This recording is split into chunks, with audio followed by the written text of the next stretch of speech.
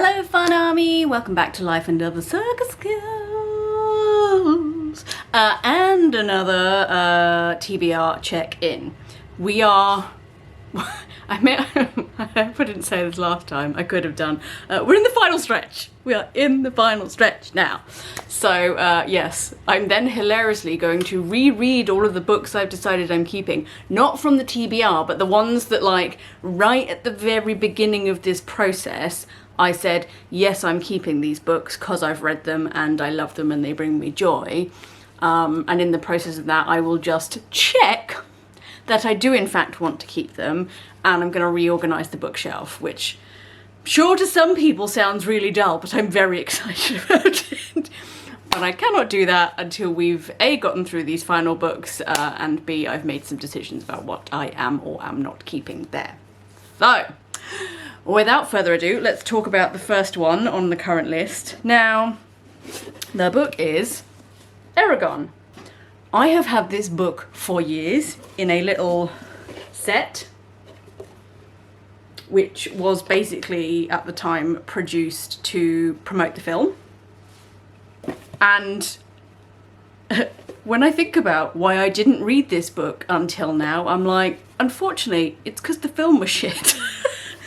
And I've tried watching the film several times in the intervening years, and I don't know why it's shit. I feel like now that I've read this book, I should go back and watch it again, but I'm also not sure I have the energy, cause shit. But, I mean, look at this. Like, I'd forgotten. I knew Jeremy Irons was in it, but you've got Robert Carlyle, and Garrett Hedlund, and John Malkovich. I mean, it has all the and obviously dragons. In case you didn't get that, that's a dragon.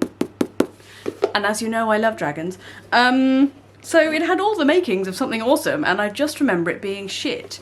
But, I mean, now I've read the book, I can see how that may not have helped the situation, because you are really following Eragon on his journey, and you meet him at the very beginning of this journey. He seems like sort of a normal human who maybe has an unusually strong affinity for hunting, in terms of, like, he's just always able to find and get out of tricky spots when he's hunting animals, like places where people would get, like, lost in the forest or would have incidents or wouldn't be able to catch the really fast game. Like, he's unusually good at that for reasons we will find out later. And this, like, I can't even tell you, the story is great. Like, I love it. But I think potentially, and this is it, I can't even remember how the film narrative went because I just disliked it so much. But I can see how if they had just tried to directly translate what's in the book onto film, it might feel a bit dull and meandering. Whereas it works in the book because you're slowly learning this character and how he relates to the people in his village, and then what happens to him next, and the people he meets along the way, and how he feels when he gets here, and how he feels when he gets here.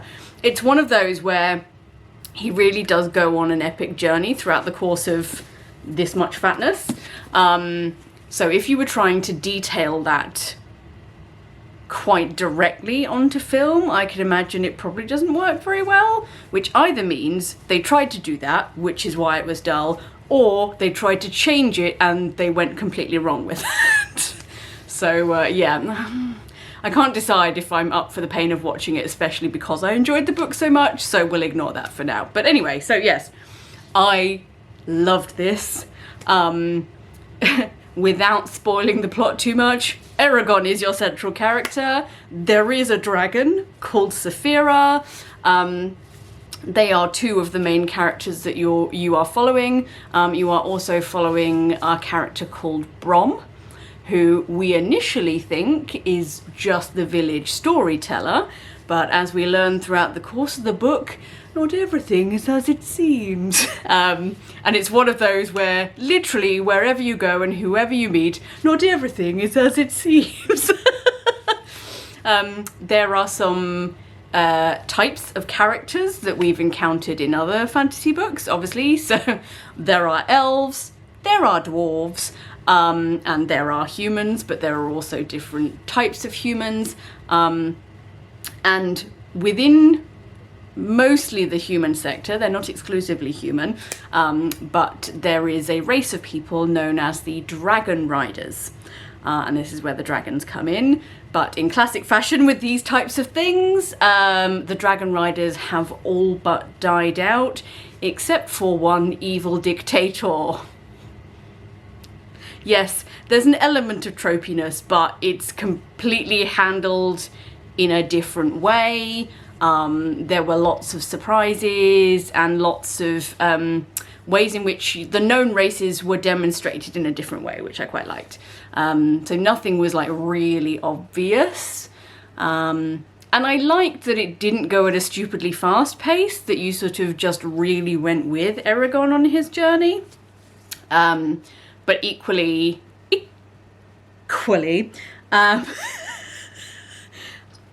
I know I've done that joke before, I'm very sorry, but it brings me joy. Equally, it doesn't feel quite as heavy in that journey as maybe something like Lord of the Rings. And before you come for me, I love Lord of the Rings. That was just a comparison, not shade. Which reminds me, there is a shade in this book. So it is explained, but not until a little bit later what a shade actually is. So again, in various different parts of the fantasy genre, shades do exist, but how they are described and explained can be slightly different. So here, as I say, it was someone telling a story about the shade, so it wasn't like entirely clear, but I believe he was originally human, was trained in the magical arts. Then his mentor was savagely killed. So this shade, he obviously wasn't a shade at the time, magician, let's call him, summoned evil spirits to help him take revenge on the people who killed his master. And then actually the evil spirits took over his body, but like collectively, so it wasn't like one spirit. Even though when you meet the shade, it's not like he has multiple personalities, but basically the evil that existed within multiple spirits then sort of enters his body and becomes him, and he becomes a shade. So a shade is sort of preternaturally strong, stronger than pretty much any race except for maybe elves, and even then I think they're a fair match, obviously because they have the power of multiple spirits inside them, as well as magique, and they're pretty darn vicious and evil. And according to this law, not many people have been able to kill a shade, one, and survived, two. So no spoilers about what happens with that shade, but actually you might be able to guess that one. So yes, but that actually in and of itself was an interesting part of the story that then you see part of, but the rest of that is going to continue on in the next book, which I have just prepared myself to start. So sorry, it's in my bedroom, so I'm not going to hold it up, but it's called Eldest. And for years I've known who Eragon was as a character, and that the first book was called Eragon. I have no idea who Eldest is. I'm like, is Eldest a dragon, or a person, or a description? I don't know, but we will find out. But yeah, I already know I'm going to love it because I loved the first one. There's actually 2 more books in the series that I don't own.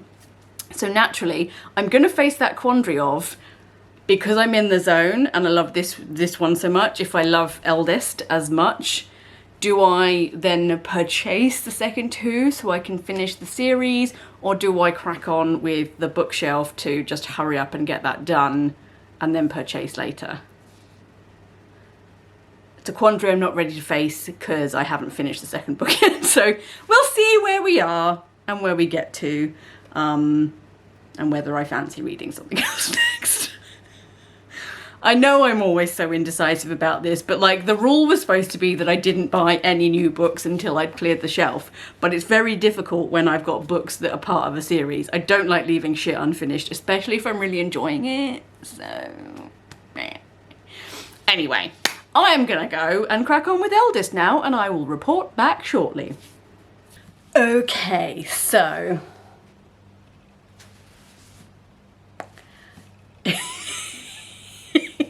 also loved it. So much so that I'm not gonna lie, I did order up the third and fourth book. I was like, I'm in the zone, I'm really enjoying it, I don't want to wait. So, and obviously because I finished this, I'm already on to the third book, which we'll talk about in a minute. But this one, and this is where, with it being a series of 4, it's going to be hard not to do spoilers, so bear with me as I skirt around the plot. Essentially, we pick up with Eragon in the land of the dwarfs, who have adopted him as one of their own. He met, and I can't remember if I mentioned this last time, he met an organisation called the Varden once he was in the land of the dwarfs. So I mentioned both of those groups of people because what's interesting is that they end up moving away from that area, but you get within the book, I think, 3 different narrators of the story, effectively. So you've got Eragon, as we've always had, so it's not written in first person, but you are focusing on a particular character at a particular moment, which, for those of you who have heard me talk about Game of Thrones before, like, that really annoys me because each chapter is a different person and you get into one person's story and then you flip to someone else, and I find that really irritating. But this is different because the 3 central characters we're focusing on do interconnect. So you're just kind of getting different perspectives on the wider story, which is interesting. Like, it does take you out of the flow a little bit, but it is less annoying than in other books that I have read. So obviously we've still got Eragon, he is still our main character, but we also get to see Roran, who I don't think I mentioned before, but he is Eragon's cousin. They grew up together in a village called Carverhall, and when Eragon goes off on his adventures, one of the reasons he goes is to protect Roran. Now, we don't know really throughout the first book what happens to Roran. There is a moment where Eragon is able to scry to check in on him, but he doesn't really see much that's happening, so he doesn't actually know what's going on with Roran, which, let's just say, is dramatic. There's a lot going on with Roran, basically. So you start off jumping back into Eragon's story, then you hear a bit about what's going on with Roran, and that's really nice actually, because when you see Roran in the first book, he is a central part of Eragon's life, but you lose that quite quickly because Eragon goes off on his adventures and you don't kind of get to see that connection. And they were very close growing up, you know, they grew up like brothers even though they were cousins. So it's really nice to kind of catch up with what's going on there, and Roran does become a very central character in what happens next in our overarching story. So it's actually nice to kind of get then his specific perspective on what's happening rather than sort of hearing about it through another character. The other central character you get then, jumping back to the Varden, is Nasuada, who is the leader of the Varden, and she's pretty new in role, and has also managed to adopt Eragon. Like, Eragon is going on all these adventures and basically swearing loyalty to lots of different people. Because, yeah, he spends a bit of time with the dwarves and the Varden, and some stuff happens that I can't really talk about without ruining the story. But needless to say, his adventures get more and more extreme. He gets more and more into danger. And, you know, people around him kind of get dragged into that danger as much as he tries to keep everyone safe. So there's also a point in time when he then gets sent off to do some training with the elves. Love the elves. Yes, Arya, who again I think I did mention when I talked about the first book, is still a central character here. She escorts him back to go and meet the rest of the elves, and then he undergoes quite a long period of training. And then he ends up leaving that training because Nasuada and the Varden are going to war, and he is required to be a key part of that war. Again, not going to give any spoilers about how and why and where. There is like a mega big revelation that takes place as part of this war. It was one that I had sort of guessed based on where things were going at like the end of the first book and the beginning of the second book. And then there are some elements to what I was guessing about this revelation that you don't hear about for most of this book. And then as you get to the end, it's like, bum, bum, bum. And I was like, I knew it! But that then kind of leaves you in a like, oh, what's going to happen next kind of way. But what's really nice is that where you have like the 3 separate threads of those characters, as I say, they're sort of slightly interwoven anyway, but they do very nicely sort of come together, so you can start to see then how those 3 characters interact and what happens to them at that point in time. So it's a really, like, you can find that when you've got like a trilogy or a quadrilogy like this, the middle books can sometimes be a bit like, they're just getting you from A to B, and you know, you don't really get the same quality of narrative. But for me, it was amazing, actually. Like, it was a very similar pacing with this book to the first book. I felt like we had as much character development as we had in the first book. We met a lot of new characters, everyone kind of went on a journey, so really it had everything I wanted in a book, but not necessarily something you would expect from a middle book. So that was really pleasing. I would love to explain the title Eldest to you, but that would ruin the plot. We won't talk about that. So yes, like another massive thumbs up, I can't do it. Another massive thumbs up, to be honest, which is great. And as I say, that's what really pushed me to go on and buy the final 2 books of this quadrilogy. So the next one that I'm already in the middle of reading is Birsingr.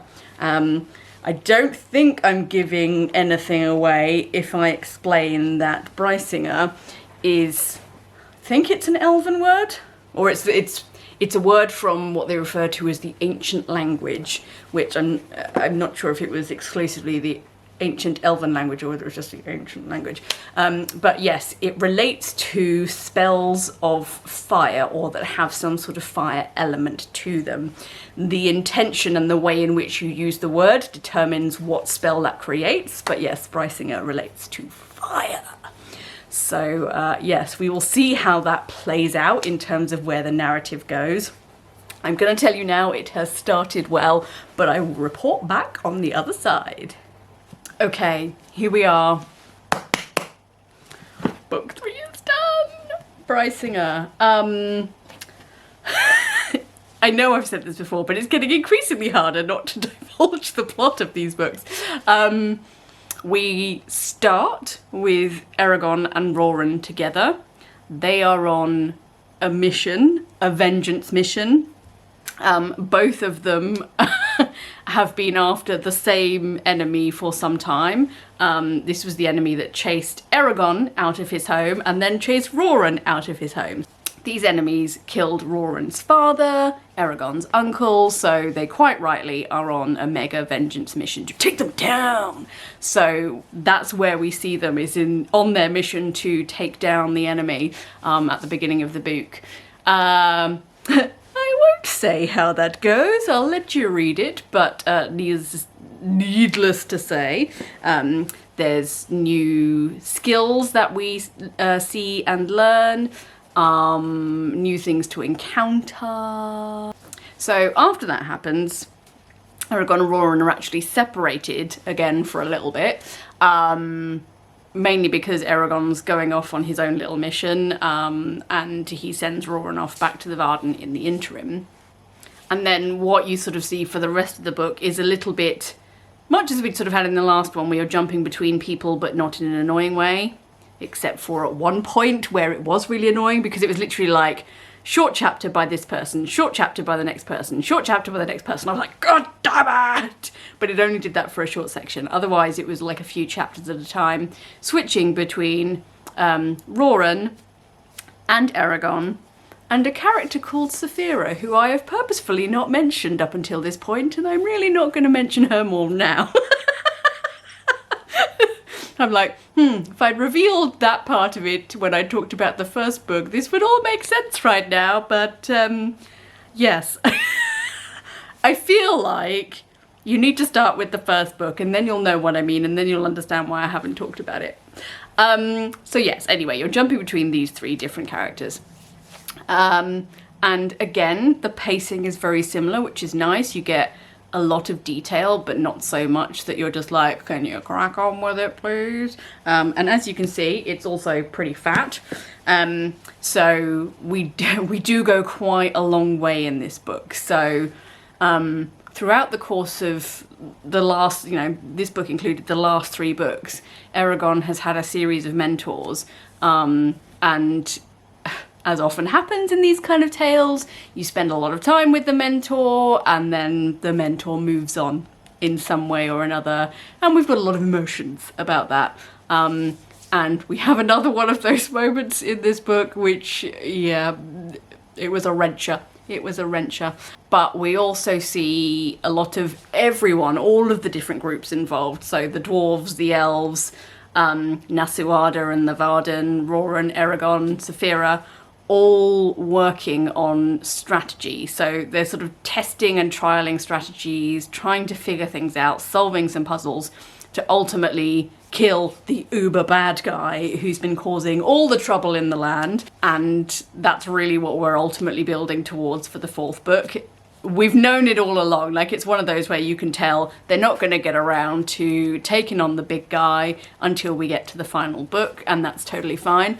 I guess the only thing that I have struggled with a little bit is, because everything is so well paced, Eragon's learning journey, so I talked a little bit about him learning some magic, his learning journey has been quite, quick in the grand scheme of things, when you're talking to the elves and whatnot. It's quite clear that learning magic actually is supposed to take, decades and centuries to really do it well, whereas he's picked it up in the matter of, it's hard to tell how long it's been across the 3 books, but I don't know, 6, 12, 18 months, no more than that. It's been actually quite a short period that they've talked about in detail. And obviously in the lead up to this big battle we know is coming, they sort of tested his prowess in various different ways, and he fails a lot more than he wins, let's put it that way, which is absolutely to be expected, but I also have felt we've maybe missed 1 or 2 of those hero moments that you would like to see, where he does really triumph as part of his growth journey. But yeah, we haven't seen that yet, so I'm guessing it's gonna be a hard slog all the way to the end where, most likely he will defeat the big bad guy, but maybe not without the help of his friends. Who knows? We shall see. We shall see. So yeah, and also as expected, it was one of those middle getting you from A to B books, but really not in a tedious way. But we start with this vengeance piece with Eragon and Roran. We spend a lot of time on the strategy, everyone learning new skills and kind of getting into position for the big battle. And then that's kind of where you leave it at the end, that there's still a few steps to go before we get there, but that's what everyone is working towards. So yes, this is the big bad final book. I think, well, they're actually about the same size. I thought it was fatter than the last one, but yeah, they're about, oh, actually maybe it is. It's not that much fatter. It is a bit fatter. But yes, the last one's called Inheritance, and I have started on it. I really hope this last book doesn't let me down. I've really enjoyed the journey of the first 3, so I really hope that we get a nice, it doesn't necessarily need to be an all happy ending, but I like a nice rounded ending, with loose ends tied up. Unless you're going to write add-ons later, which I don't think he has done. Yeah, I want you to tie up all those ends, please. So fingers crossed, guys, and I will report back. So, the final one of the quadrilogy. don't actually... That's the emotion in my voice right there. I don't actually know what I can tell you about this without completely destroying not only the story from the first 3 books, but how it ends. I guess let me talk about my feelings about it, and let's see if that helps. So the good news is all our favourite characters are here. They all end up, as I was hoping, in the one place. Everything's obviously been leading up to the big battle, meeting the big bad guy, Galbatorix. And meet him we do. Cray cray he is, as expected. And then some surprises happen which enable us to deal and resolve with that final battle. So yes, things do get resolved, but nicely, not quite as I expected. So preparing for and entering into that final battle takes most of the book, and kind of getting everyone in the place they need to be takes most of that final book. And I did that thing that I do where I get really worried when a story hasn't quite resolved and started to tie up endings, and you're like, the ending is this far away! So yes, after the big bad situation was resolved, you do get then a little bit of, I think it's about 3 months into the future, so you sort of see where this character goes, where this character goes, where this character goes. So most of our main characters, we get at least a neatened ending for. So you may not know what their onward story is, but you know where they are very definitively at the end of this book. Particularly Eragon. Eragon has a forward onward mission, which is great because you're like, oh, there must be leaving room for further books, which I now understand there are. At the time, if I'd read this when it was published, I would have been like, nah! Because things are resolved, but there are also a lot of open endings ready for building out this world further, which I do believe is his plan from what I've now seen, having scoured the YouTube after I finished this and be like, I need more, I need more, I need more. The one situation that didn't get resolved, and actually I noticed had been asked as a question a lot in Q&As, is there's this one mysterious character called Angela, and she speaks in riddles and you never really find out much about her, and so you're like, I was hoping there would at least be, again, some sort of resolution and potential for an onward story, but there was literally just nothing. There was nothing. And in some of the Q&As I'd seen a lot of people were asking about it, and evidently he did it on purpose. Doesn't make it any less frustrating, because I feel like it's going to be one of those where actually in each book you'll get a little seed more of what you want to know, and then we will eventually find out who she is and why she's there, and like how she exists, how she's able to do the things that she does, why she takes part in some situations and not in others. But yeah, I feel like it's going to be a long time before we get there.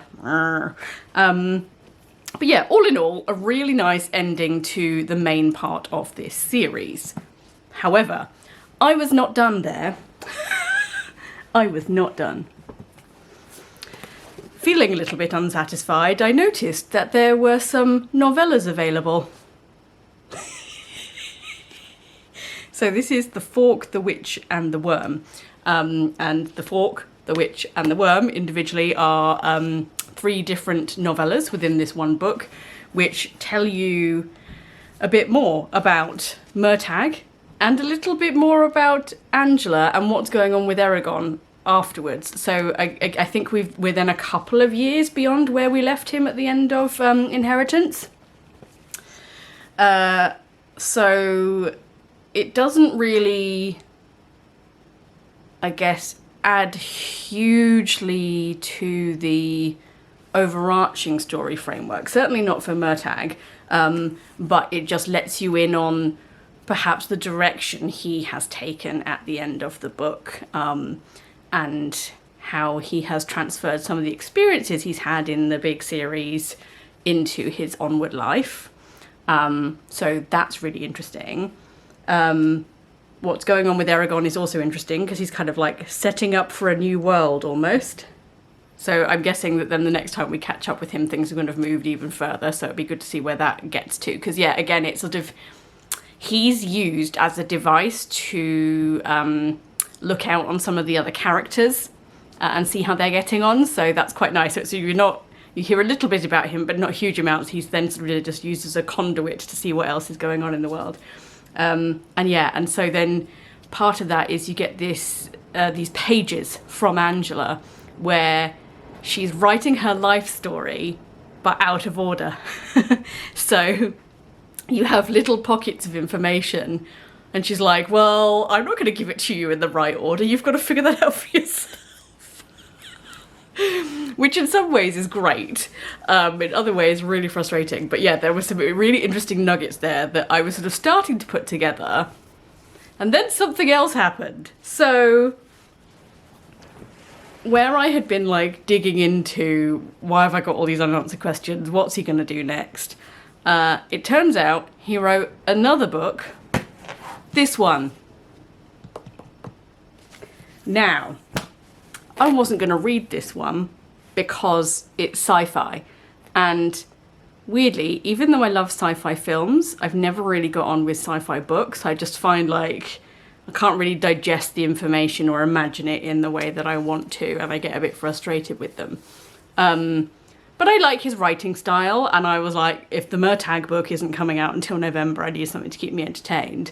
Plus, one of these Q&As intimated that Angela actually appears as a character in this book. So there's a bit of a fan theory going around that actually what we're dealing with here is some sort of multiverse. Angela, as she's called in the Eragon world, and Inare, as she's called in this sci-fi world, is somehow caught up in the center of that, or is one of those people who has access to multiple universes. So the Eragon sort of medieval monsters world is one world, and the outer space incorporating Earth world is another world, and Angela is one of those people who can walk across the worlds. So yeah, I read it, and I definitely like it's the best sci-fi book I've actually managed to be able to read. And I think that's because I do really like his writing style, and you get very involved with the characters. So your central character is called Kira, and she's a xenobiologist. So she's traveling about the different stars and systems and what do they call them, like colonies. So everyone has started on Earth, some hundreds of years. I was trying to count them. Some hundreds of years before everyone has started on Earth, and then I think in the 2100s or the 2200s, they'd started to discover ways to move further out into space, and then they'd started colonizing. So hard to say, apparently. So yes, and one of her particular jobs is to go out there and study specimens on other worlds, planets, moons, etc., to understand what's going on there in terms of plant life or other, and then she reports back to the governing system. So this book mostly then follows Kira's adventures throughout the stars and some cray-cray things that happen to her when, quelle surprise, she runs across some alien technology, and everything goes to shiz. Ta-da! I'm not ruining anything by telling you that. That happens quite quickly. So yeah, there's as you can see, a fat journey to be had. But yes, she does, upon her journey, encounter Inare/Angela a few times. Not as many as I was hoping. Like, I thought I was going to be able to glean some new information. But what is interesting, actually, is that in the Eragon universe, she runs around with a werecat called Solumbum, or sometimes. This cat apparently has many names. So not surprisingly, when we meet Inare in this world, she's trotting around with a crazy cat in tow. I forget what they've actually called the cat in this. I'm sure they did mention the name. Yeah, so she just kind of turns up with her crazy cat in the middle of space, as you do, is a little bit cryptic, and then moves on. And then she reappears for a little bit, is a little bit cryptic, and moves on. And then she reappears again a little bit later, is a little bit cryptic, and moves on. But there is something that she says to Kira, which is, eat the path, which nobody really knows what it means. That is always the way with Angela. But yeah, it's a mantra then that Kira repeats to herself throughout the book as she's trying to solve all her problems. Eat the path, eat the path, eat the path. So yeah, like, overall, I did enjoy it. I think unless there's going to be much more of a crossover than that, I maybe am not going to bother with any of the follow-ups that come. Like, if this becomes a GERT multiverse, I don't see how I can't get involved. But yeah, really, I much prefer fantasy as a genre to sci-fi when it comes to books. So, good, really well written, enjoyable story, but yeah, maybe's not for me in the long run. And so then finally, this one has been on my shelf since 2015 or so. And that is A Knight of the Seven Kingdoms by George R.R. Martin. I bought this when it came out because at the time I'd finished reading the rest of the Game of Thrones books, and as I am now, still waiting for him to finish the goddamn series.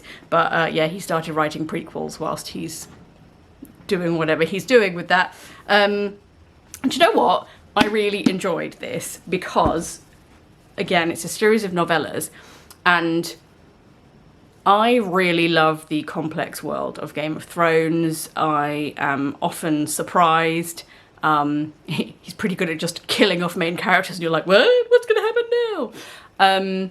But I think I've mentioned this before as well. What I have found really frustrating about the entire book series is that every chapter starts with a new person that you are focusing on, and that person at this point in time may or may not have any connection to the person you were just reading about, and the time period could be completely different to the one you were just reading about. So until you get to a stage where you read them all multiple times, it can actually be quite hard to follow that higher path of the overarching story, and even can be quite hard to just follow the individual stories because you just get into someone's story and then you jump off somewhere else and you may not return to them until 2 books later. So as much as I got into it, like, that was just such a huge frustration for me.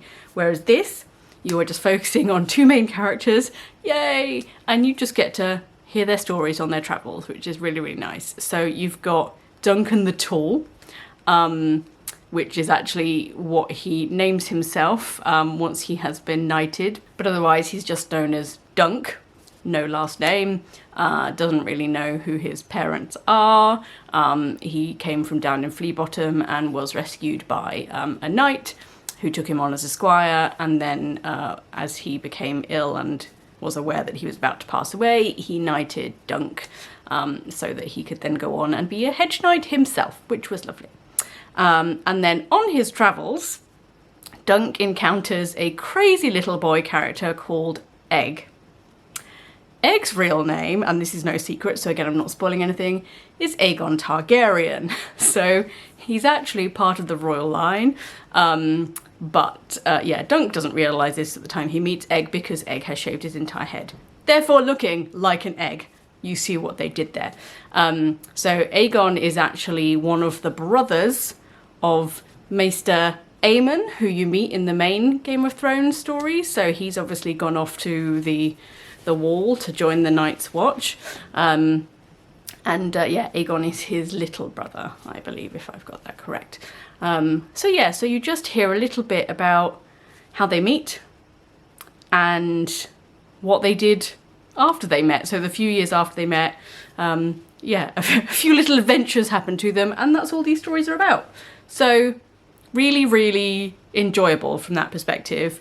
And I got to say, quite a nice wrap up to this whole section of fantasy books I've been reading for a while, especially ones that have been sat on my shelf for a while. Like, that was a really nice surprise, actually. So definitely recommend that, especially if you have read the other Game of Thrones books. And with that, another TBR comes to a close. If you've read any of the books I've chatted about today, please do jump into the comments and give me your thoughts. If you are interested in any of the books that I've talked about and you have questions, again, please do jump in and let me know. Otherwise, thanks for watching, and I'll see you again next time. Bye!